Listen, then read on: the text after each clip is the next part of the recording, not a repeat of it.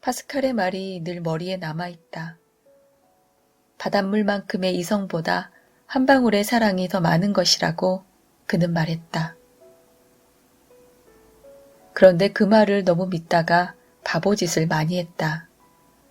때로는 세상의 광대가 되기도 했고, 때로는 나보다 계산적인 사람들에게 무언가를 빼앗겼다는 느낌을 받기도 했다. 사실이기도 할 것이다. 세상에는 나와 너무 다른 사람들이 함께 살아가고 있으니까 말이다. 그러나 그들을 미워할 필요는 없다. 단지 닮지만 않으면 된다. 차가운 사람들이 즐겨하는 것 중 하나가 바로 비판이다. 비판하고 야단치고 기죽이면서 누군가의 삶의 무게를 더하는 이들이 세상엔 분명히 있다. 이쯤에서 떠오르는 이가 있다.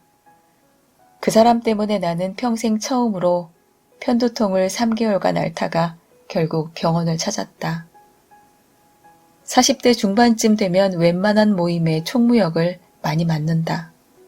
그분은 내가 무엇을 해도 늘 타박하고 더 나은 것을 들이대며 호통친다.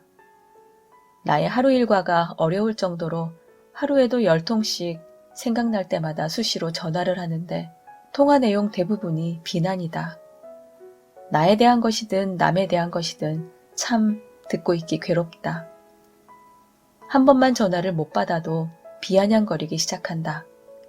일방적으로 전화를 걸어와 뭐 대단한 일을 한다고 나보다 더 바쁘냐? 라고 하신다. 중년층 모임에서는 나를 야라고 부르신다.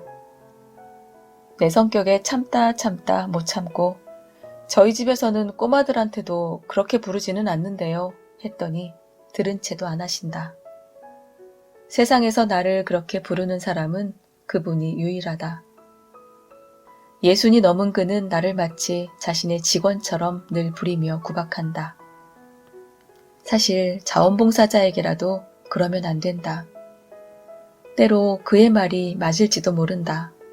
나보다 그가 더 현명하고 더 효율적이고 때로는 더 경제적일지 모른다. 그러나 한참 시간이 흐른 지금도 그를 닮고 싶은 생각은 눈꼽만치도 없다. 그의 재력이 국내 100위 안에 들고 그가 어떤 분야에 박식하여 그 분야 사람들에게 존경받고 있다고 해도 별로 부럽지가 않다. 나는 비록 그것들을 다 갖지 못하더라도 그보다는 넉넉한 가슴을 가지고 싶다. 그와 다르게 나이 들고 싶다. 나와 타인이 복사본이 아니라는 사실을 아는 나이고 싶다. 어느 날의 자잘한 잘못도 내가 10살이나 20살쯤 많으면 한 수 가르쳐주듯 가벼이 말하고 안아주는 나이고 싶다. 그리고 받는 것에만 익숙한 것이 아니라 감사할 줄도 알고 남이 수고한 것도 알아줄 줄 아는 내가 되고 싶다. 무엇보다 불편하다고 해서 마음 아픈 사람들을 그처럼 쉽게 치워버리지 않는 나이고 싶다. 이쯤에서 서울대 노경수 교수의 말이 떠오른다. 그는 대외협력본부장으로 정운찬 총장을 4년 넘게 모셨는데 그분이 어느 처장에게도 지적하는 것을 본 적은 없다고 한다. 별것 아닌 것은 당연히 넘어가고 조금은 큰 지적거리를 알게 되어도 모르는 척하여 사람들 스스로 변화할 기회를 주었다고 한다. 세계 130위권 밖이었던 서울대의 경쟁력을 50위권으로 올려놓을 수 있었던 이유는 사람들에게 성장의 기회를 주어 열정을 불러일으켰기 때문이다. 나를 힘들게 하는 그분이 그를 한 번만 만나봤으면 좋겠다.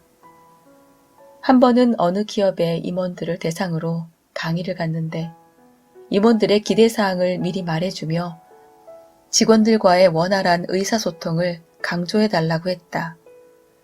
그런데 그들의 말을 듣다 보니 임원들의 문제점이 드러났다.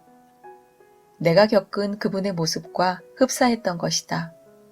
강의 중 임원의 의사소통 방법을 예로 들거나 직원의 심정 등을 표현했는데 강의가 끝나고 교육 담당자가 어찌 그리도 잘 아시냐며 신기해했다. 그것 하나는 그에게 감사하다. 내가 이토록 그에게 한이 맺힌 건 바로 그의 비판 때문이다. 그는 늘 비판을 달고 산다. 물론 가끔 칭찬도 한다. 자신에게 무지무지 이로운 일이 있을 때만 그렇다. 그러고 나면 다시 비판을 시작한다. 물론 나에게만 그러는 것은 아니다. 자신과 절친하거나 자신에게 바친 게 많은 일을 제외하면 모두에게 야박하다. 그러니 그분에 대한 말은 많아지고 사람들은 점점 멀어져 간다. 그의 재력 때문에, 그의 입김 때문에 그 앞에서 웃는 사람도 뒤돌아서면 흉을 본다. 그만 그 사실을 모른다. 그게 비판을 위한 비판의 부작용이다.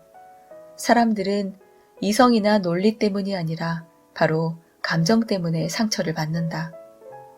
그런데 그는 늘 사실을 다루면서 감정은 외면한다. 그래서 상대는 분노하게 되는 것 같다. 분노는 상처를 감추는 가면이라는 말도 있지 않은가. 사람들은 누구나 비판에 상처받는다. 그 뜻이 좋아도 그 말이 맞아도 감정이 상처받기 때문이다. 논리보다 감정이 늘 문제다. 누군가 그랬지. 그 45cm가 가장 멀다고. 머리로는 알겠는데 가슴으로 받아들이기가 힘들다고. 가슴과 머리 사이 그 45cm 때문에 우리가 힘들다고. 내 직업이 난 늘 감사하고 좋았는데 가만 생각하면 늘 지적하고 평가하는 역할이었다. 그렇다고 생각하니 조금은 씁쓸하다. 그러나 부디 역할에 따라 가슴으로 했던 말이었음을 그들도 이해해주면 좋겠다. 거창하게 말해 비평이었을지언정 비난으로는 기억하지 않았으면 좋겠다. 음악이든 미술이든 평론가나 비평가는 있어도 비난가는 없다. 긍정적인 의도의 비평과 후배를 성장시키는 애정은 몰라도 감정적인 비난은 아무도 인정해주지 않기 때문이리라. 그런데 나 역시 지금 그를 비판하고 있는가? 아니, 그냥 어떤 사례를 소개하는 것이다. 나에게도 그런 존재가 하나쯤 있다는 것이다. 그러나 나는 요즘 웃으며 그와 악수를 한다. 속으로 하나도 그를 인정하지 않으면서도 웃으며 그에게 인사를 건넨다. 그에게 고마운 것이 있기 때문이다. 그는 그렇게 살지 말고 그렇게 나이 들지 말라고 큰 교훈을 내게 주었다. 그는 3년 남짓한 시간 동안 많은 걸 가르쳐 주었다. 그를 보면 난 그 말이 생각난다. 참 수고 많으십니다. 그분은 세상의 앞자리 사람들만 살피고 자신에게 도움될 사람들을 우선 챙기는 모습이 얼마나 초라한지 보여주느라 수고가 많으시다. 자신에게 방해되면 누구든 치우기 급급하고 현재 자신의 잣대로 이미 아픈 사람을 또 상처 주면 그게 얼마나 모진 일인지 알려주느라 수고가 많으시다. 이런저런 상황을 연출해 주느라 또 수고가 많으시다. 그렇게 나를 막대함으로써 날마다 더 나은 반응을 하도록 나를 지도해 주느라 참 수고가 많으시다.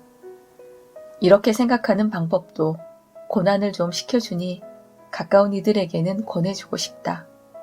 다음에 그를 만나면 이번엔 겉으로 말해야겠다. 참 수고가 많으십니다. 라고. 그가 알아듣지 못할 건 알지만 말이다. 그러나 나도 진정해야 할 필요가 있다. 내가 아는 그의 모습이 전부가 아닐지도 모르지 않는가. 그가 지금의 그일 수밖에 없는 이유가 과거에 있었을지도 모르니 우선 그를 안쓰러워하는 것에서 멈추자. 그에게 화를 내지도 비난하지도 말아야 한다. 아직 그에 대한 감정이 식지 않은 동안은 그저 참 수고가 많으시다고 생각하는 것에서 멈추자. 새삼 영국의 대문호 닥터 존슨의 말이 떠오른다. 하나님조차 한 사람을 심판하려면 그 사람의 사후까지 기다린다.